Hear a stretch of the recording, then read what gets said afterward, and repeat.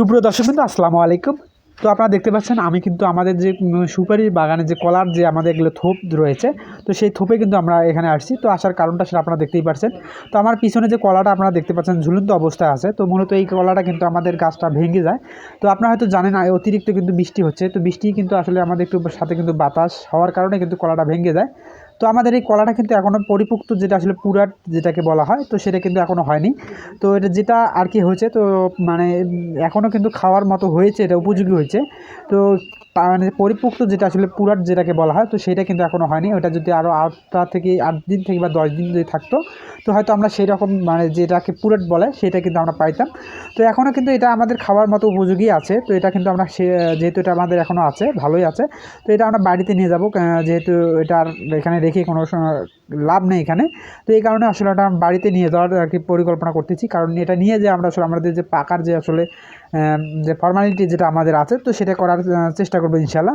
তো সেটা দেখার জন্য আপনারা সম্পূর্ণ ভিডিওর সাথে থাকেন, তাহলে হয়তো বুঝতে পারবেন যে আসলে আমরা কীভাবে আসলে পাকার ব্যবস্থাটা করব। তো তার আগে আমাদের কলাটা কিন্তু কাটিয়ে নিতে হবে, কারণ যেহেতু এটা ভাঙ্গে আর কি নিচের দিকে ঝুলিয়ে অবস্থায় আছে। তো এটা কিন্তু আমাদের যে কলা যেটা আছে, এটাকে বলে দিই, এটা কলা যেটা আমাদের, এটা কিন্তু আসামি আটি কলা, অর্থাৎ আমাদের গ্রাম অঞ্চলে এটাকে বলে।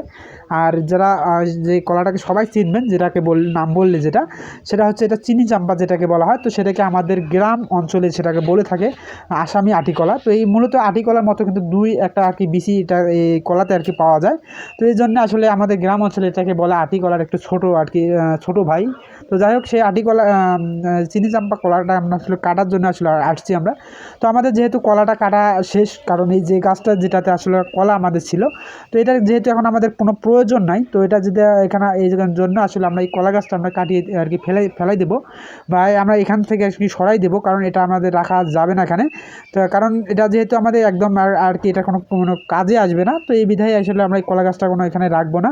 তো এখানে রাখার থেকে না রাখাটাই ভালো, কারণ আমরা যদি এই কলা গাছটা যদি এখানে রাখিয়ে দেই, তো পরবর্তীতে যে কলা গাছগুলো আপনারা দেখতে পাচ্ছেন এখানে, তো এই কলা গাছে কিন্তু আমাদের একটু সমস্যা হতে পারে।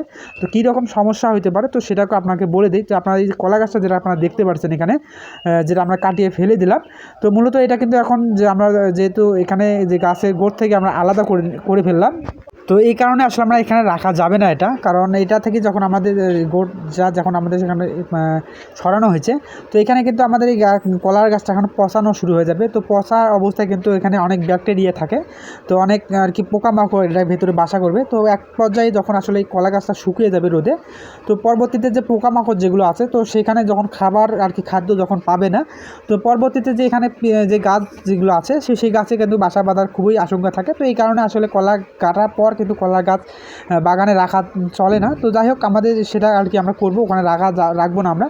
তো পরবর্তীতে আমরা কলাটা এখন বাড়িতে নিয়ে আসলাম। তো বাড়িতে নিয়ে এসে আমরা আসলে এটা এখন ঝুড়িয়ে নেব, অর্থাৎ যেটাকে বলা হয় যে ঝুঁকানো হয়। তো এই ঝুঁকিয়ে আর কি আমরা নিয়ে এটা পরবর্তীতে আমরা যেভাবে পদ্ধতিটাকে রাখলে খুবই ভালো হবে, তো সেই পদ্ধতিটা আমরা অবলম্বন করবো ইনশাল্লাহ। তো সেটার জন্য আমাদের প্রথমে যে কলাগুলো সম্পূর্ণ কিন্তু ঝুঁকিয়ে নিতে হবে, অর্থাৎ এগুলো যে কান্দিটা থেকে কিন্তু আলাদা করে নিতে হবে। এটার জন্য আমাদের একটা বস্তা প্রয়োজন। তো সেই জন্য আসলে বস্তা একটা আমাদের নিতে হবে।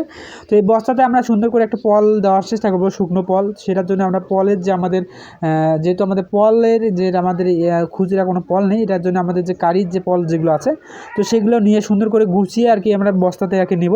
তো নিয়ে এটা যেন সুন্দর করে আমরা মুড়িয়ে যেন বাতাস আলো বা বাতাস কোনো যেন না ঢুকতে পারে। তো এই সুন্দর করে মুখটা বাঁধিয়ে আমরা যে সুন্দর জায়গা রাখবো, জায়গাতে শুকনো এবং একটু গরম টাইপের জায়গা থাকবে, তো সেই জায়গা। তো সেটার জন্য আমরা বাঁচিয়ে নিচ্ছি আমাদের যে খড়ের যে আসলে যে পুঁজটা যেটা আছে, তো সেইটা সুন্দর করে ত্রিপলের নিচে আর কি ঢেকে দেবো। তো এই